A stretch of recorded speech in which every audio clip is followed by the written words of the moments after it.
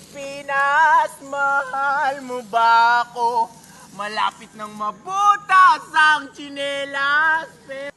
Film na ito ay inspirado sa Generalo na may timang nasyonalismo, gal sa katiwalian at sakripisyo, pamagat sa gilid ng bandila.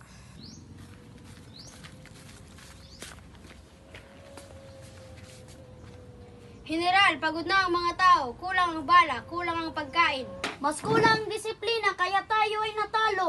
Ngunit, General, may mga opisyal na tumutol sa utos ninyo. Anong ayaw sumunod ay mas delikado kaysa sa kaaway.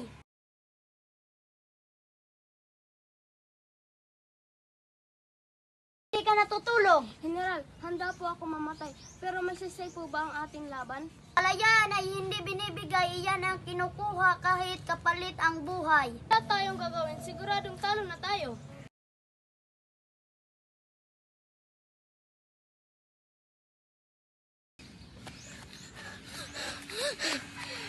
General, may pinauutos po mula sa pamahalaan. Kayo raw po ay kailangan magtungo agad, mag-isa lamang. General, parang may masamang balak. Ang revolusyon ay laging puno ng taksil, ngunit hindi ako uurong. Ano kung ipapatay kayo? Mas mabuting mamatay para sa bayan kaysa mabuhay para sa sarili.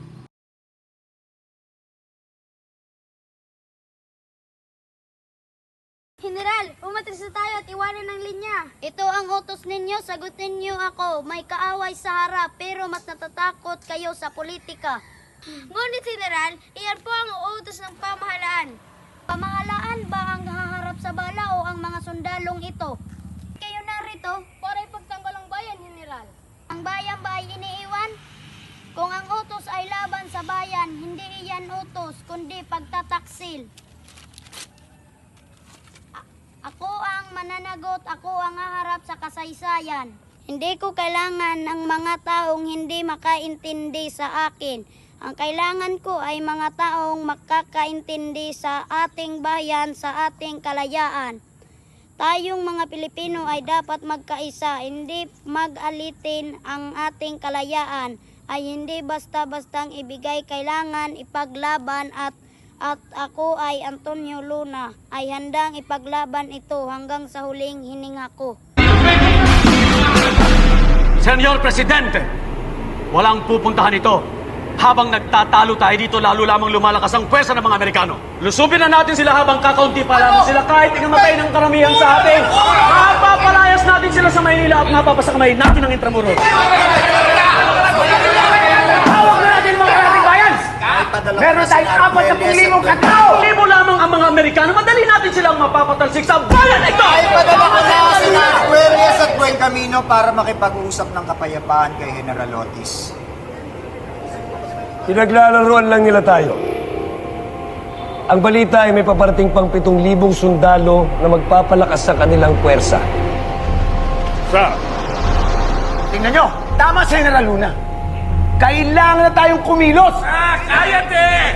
Kaaway din ng Espanya ang Amerika. Ang kaaway ng aking mga kaaway, tuturing kong kaibigan. Kinalaban ng Amerika ang Espanya sa Cuba. Sinakop ba nila ang Cuba? Hindi. Tinulungan pa nila ang mga Cubano na sipain ng Espanyol. Wala tayong dapat ikatakot. At pagbigyan naman natin na magkaroon tayo ng kapayapaan. Un maricon. Muy bien, señor Paterno. Walang umiiral na mag-isa, Joven. Lahat ng mga nauna sa atin, inialay nila ang buhay nila para sa kalayaan.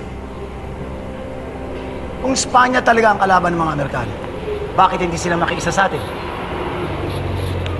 Bakit pinipigilan nila tayong pumasok sa Intramuros?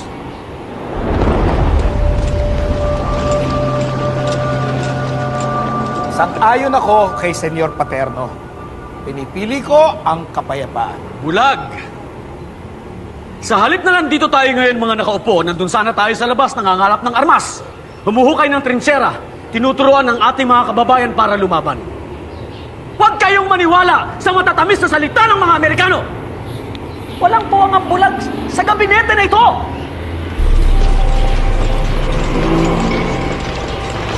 Paano ang aming mga negosyo? Kapag nakapaglaban kami, babagsak ang ekonomiya. Paano namin mapapakain ang aming mga pamilya? Negosyo o kalayaan? Bayan o sarili? Pumili ka! Kilala kita!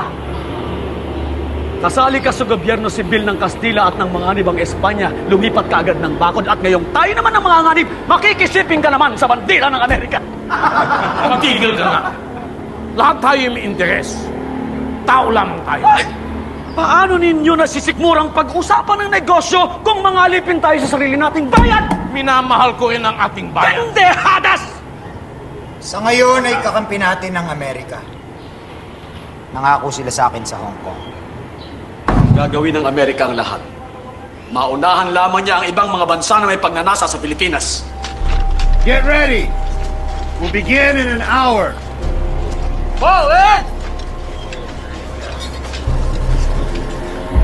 Tayo na lang natin matapos ang Treaty of Paris. May delegado ba tayo sa Paris?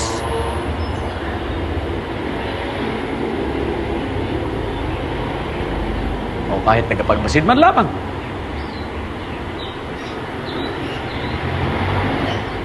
Para kayong mga birhen na naniniwala sa pag-ibig na isang puta!